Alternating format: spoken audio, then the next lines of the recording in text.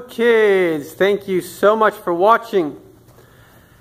This story is a bit of a sad and a happy story, but most importantly it's a story with a lesson. There's a shul. I was actually at that shul. It's close to the World Trade Center, and you probably know that the evil Arab terrorists, they're people that are jealous of Jews and jealous of Americans, and when people are jealous, like the famous story that Shlomo HaMelech once had two ladies come to him, and they both had given birth. Now, one lady, unfortunately, it seems like she slept on the child, and the child had suffocated. And the next morning, she was jealous that her other friend had a baby, so she stole the baby. So they came to Shlomo HaMelech, and they said, one of us, the child suffocated, and the other one sort of stole the child, and each one accused the other one of doing that. So Shlomo HaMelech said, bring out a sword. They brought out a big sword. And Shlomo HaMelech said, cut the baby in half and give half to each.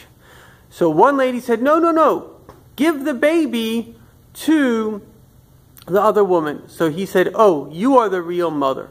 You see, jealousy, Hashem even tells us in the Aseres HaDibros not to be jealous. You see, jealousy is the worst possible emotion. Emotion are different feelings and desires that people naturally have. It's the worst thing that a person can have, because even if a person is angry, chas v'shalom, at least they know they're angry. And let's say, I don't know, you hit me, so I'm angry at you. So you can say, I'm sorry. But if I'm jealous, our Chachamim say there's nothing you can do, because the problem is in me, it's not in you. It's that I feel that my life isn't good enough, and you have something better, so I want to take it away from you. And that's why there was such an evil of anti-Semitism and terrorism. There are people that are jealous that our lives are good. And unfortunately, they come from bad, miserable societies where people make them feel down, and they're jealous. That's what a bully really is. Unfortunately, it's somebody who's jealous of another person's happiness and good self-esteem. Anyway, so getting back to the story, these evil Arab terrorists, they blew up the two twin towers, and they killed thousands of people, many of them Yidden who worked there. Now, this little shul, it happened to be a day of Slichus, so that was one miracle that many Yidden were saying Slichus, so they didn't get there on time. But this shul was a shul, and the rabbi of the shul is very, in a way, like a very simple kind of guy.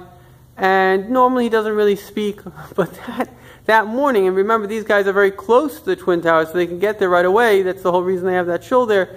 He started to speak, and he started to speak, and started to keep on speaking, and everybody, people were polite. They didn't want to say anything, and it was weird, because he never, ever speaks so long. And he went on speaking and speaking for a long time. And by the time they finished, they heard the news, and it saved everyone's lives.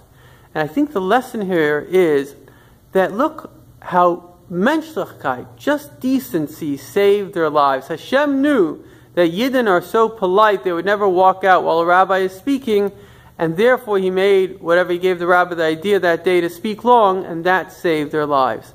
So look how important just being a decent human being is. It can literally save your life. Thank you for watching, and always remember, the extra mitzvahs you do, even more than the mitzvahs than the adults, because Hashem loves you so much, will bring Mashiach right away.